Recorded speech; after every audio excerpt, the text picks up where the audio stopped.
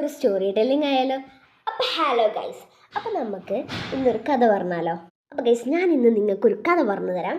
അപ്പോൾ ഗൈസ്, ഈ കഥ നടക്കുക തിരുവനന്തപുരത്താണ്. ഒരു ദിവസം തിരുവനന്തപുരം ടു കൊച്ചിക്കുള്ള ഒരു ബസ് പോയിക്കൊണ്ടിരിക്കുമ്പോൾ പെട്ടെന്ന് അതൊരു ലോറിയിൽ തട്ടിയിട്ട് മറിയണം. അപ്പോൾ ഈ ബസ്സിൽ കുറേ യാത്രക്കാരുണ്ടായിരുന്നു. അവരൊക്കെ ഈ ബസ്സിൻ്റെ ഉള്ളിൽ പെട്ടു. എന്നിട്ട് വൈകാതെ തന്നെ ഫയർഫോഴ്സൊക്കെ വരികയാണ്. ഫയർഫോഴ്സ് വന്നിട്ട് ഇവരെ രക്ഷിക്കാൻ നോക്കുകയാണ്. പക്ഷേ ഇവർക്ക് എങ്ങനെ അവരുടെ പെട്ട ആൾക്കാരുടെ അടുത്ത് ചെല്ലണമെന്നോ എങ്ങനെ രക്ഷിക്കണം എന്നൊന്നും മനസ്സിലാവാതെ കൺഫ്യൂസ്ഡായി നിൽക്കുകയാണ്.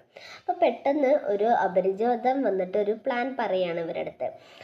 അതായത് ഇന്ന രീതിയിൽ പോയാൽ നിങ്ങൾക്ക് രക്ഷിക്കാൻ പറ്റും, ഈ സ്ഥലത്ത് കൂടെ പോയാൽ അവിടെ കുറേ ആൾക്കാരുണ്ട്, ഇന്ന രീതിയിൽ പോയാൽ രക്ഷിക്കാൻ പറ്റും എന്നൊക്കെ പറയും.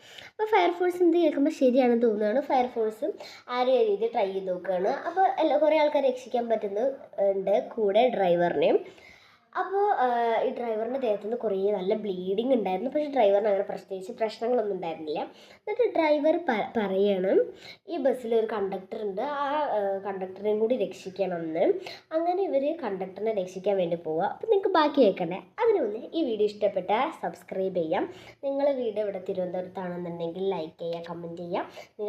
നിങ്ങളുടെ വീടല്ലെങ്കിലും നിങ്ങൾക്ക് അറിയണ ആരുടെയെങ്കിലും വീടുണ്ടെന്നുണ്ടെങ്കിൽ നിങ്ങൾ ലൈക്ക് ചെയ്യുക, കമൻറ്റ് ചെയ്യുക. നമുക്ക് കഥയിലോട്ട് പോകാം.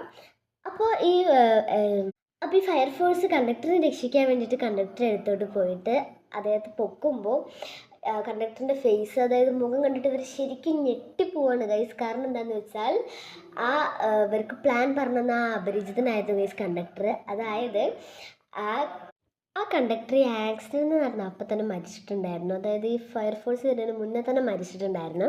അപ്പോൾ ഈ കണ്ടക്ടർ ആത്മാവ് വന്നിട്ടാണ് ഇവരോട് പറഞ്ഞത്, ഇങ്ങനെ ഈ പ്ലാനൊക്കെ പറഞ്ഞു കൊടുത്തത്.